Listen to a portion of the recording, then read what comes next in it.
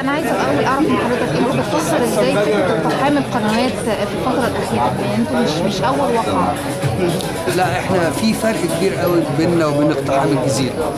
اقتحام الجزيره ده كان لاسباب اداريه بحته، ما عندهمش تصريح وما عندهمش ترخيص، وان هم عملوا قناه بدون استئذان السلطات المصريه وحاجات كده. احنا الاقتحام اللي حصل لنا كان نتيجه لتفاعل غريب حصل في الشارع.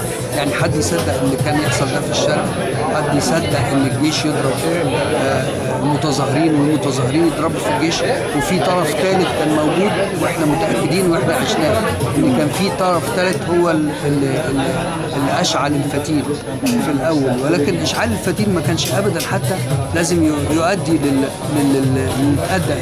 وبما ان احنا يعني مرتفعين عن الميدان 10 متر، فاحنا اصبحنا جزء من الهستيريا اللي حصلت في الميدان ده. واحنا طوال فترة توقفنا كنا بنبحث وكتبنا جواب للمشير، سيادة المشير، وشرحنا له فيه الظروف، وهم ردوا علينا وقالوا ان اطلاقا ده ما كانش موجه ليكم من اي جهة مصرية او من اي جهة مسؤولة مصرية، وان ده كان تصرف شخصي مش شارع، نتيجة لان عساكر الجيش وعساكر الشرطة كانوا مستفزين جدا لانه لقوا بين في وسطهم ضحايا وهم ما يقبلوش على نفسهم كده، فطلعوا عندنا عشان حجة البحث عن عدد من المتظاهرين اختبأ عندنا. طيب انا حابه حضرتك ترد على حاجتين. اولا فكره التمويل، وان في كلام كتير طلع الفتره اللي فاتت عن ان وجود نتيجه في تمويل القناه، دي حاجه. الحاجه الثانيه برضه اللي عايزه حضرتك ترد عليها فكره ان الناس بتقول او بتعتبر ان انتوا عشان قناه بتنادي باسم الثوره او بتدافع عنها فانتوا قناه تحريضيه. حابه حضرتك ترد على اطلاقا. يعني انا يعني اكبر رد عندي ان القناه، شوفوا القناه وشوفوا احنا تحريضيين ولا غير تحريضيين. احنا بنرفع راي الثوره وافكار الشباب، واعتقد ان دي افكار مصر كلها، ومصر كلها مش هترجع عن كده، واحنا مستمرين في تقديمها. لكن احنا لا نخلص حسابات ولا ممولين من جهات بتدفعنا للوي الحقيقه. احنا بنصدر نشره لاول مره اقول لك ان الراي العام المصري ابتدى يستمع ليها، لانها لا تلوي الحقائق ولا تقوم باقوال ما حصلتش، ومستمرين في ولا نحمل عداء لاي حد ولا نجاهر بان احنا، بالعكس احنا نعبر. واحنا اكتر من احنا هدفنا الاول، احنا عندنا 3 اهداف اساسيه: الاستقلاليه، ودي حطيناها بان احنا لا نمول ولا نقبل ان احنا ناخد فلوس من حد خالص. تاني حاجه ان احنا نمثل المصريين بجد، وعشان كده ده السبب الرئيسي في التفاعل معنا اللي بيحصل. احنا نمثل المصريين بجميع طوائفهم، الطوائف السياسيه والطوائف الاجتماعيه. احنا بنروح لكل فقير وكل واحد بعيد، وبنروح لكل واحد عنده رساله سياسيه، وما بنفرقش زي ما كان بيحصل من زمان. ما بنقعدش نعمل تفريق بين المصريين، انتوا مسلمين ودول محجبين ودول بعاد ودول بدو ودول مش عارف ايه. احنا كل المصري المؤمن بالثوره والمؤمن بالديمقراطيه اهلا وسهلا بيه. وانا في القناه ناس كتير قوي مثلا من الاخوان المسلمين بيكلموني يقولوا لي والله ده الصوت بتاعنا اللي احنا عايزين نطلع. ناس كتير قوي من الشيوعيين برضك نفس الحكايه، وبالذات الشباب. احنا نمثل جميع الأطراف. بالنسبه للتمويل عايز اقول لك حاجه بقى.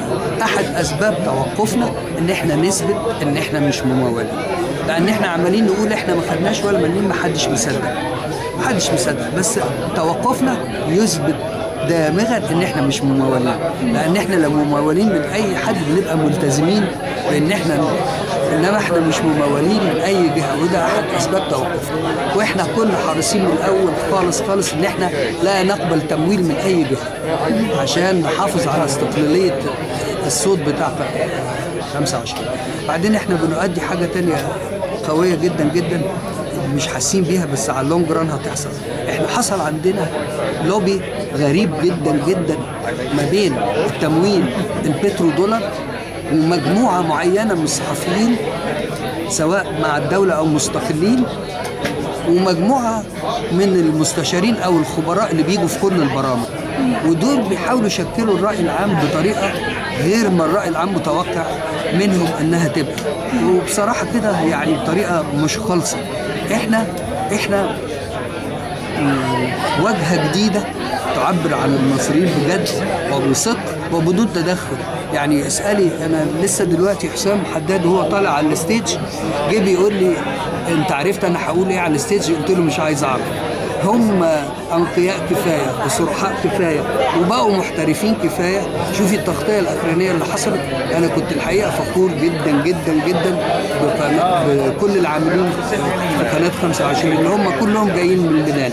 اولا الاحترافيه، احنا بعد الهجوم علينا فضلنا نذيع 7 ساعات بدون توقف من الشارع ومن الاستوديو، 7 ساعات بدون توقف، لنسبه ان احنا عندنا احترافيه عاليه جدا جدا. ولكن تاني عامل كان ظهر ووضح وانا فخور بيه جدا جدا، العامل الانساني.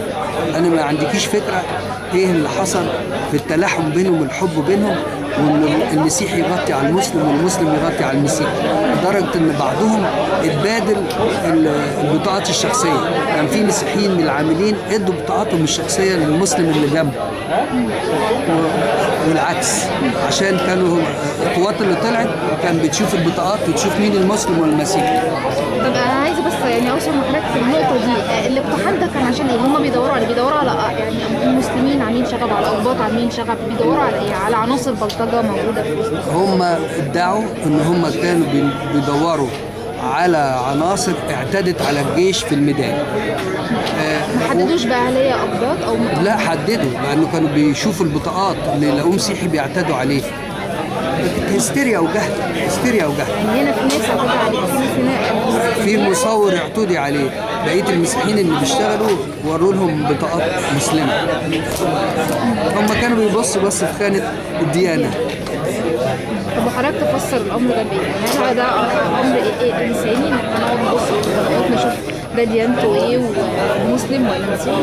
ده جهل وفجور، ده جهل وفجور، وده اعلى خيلهم.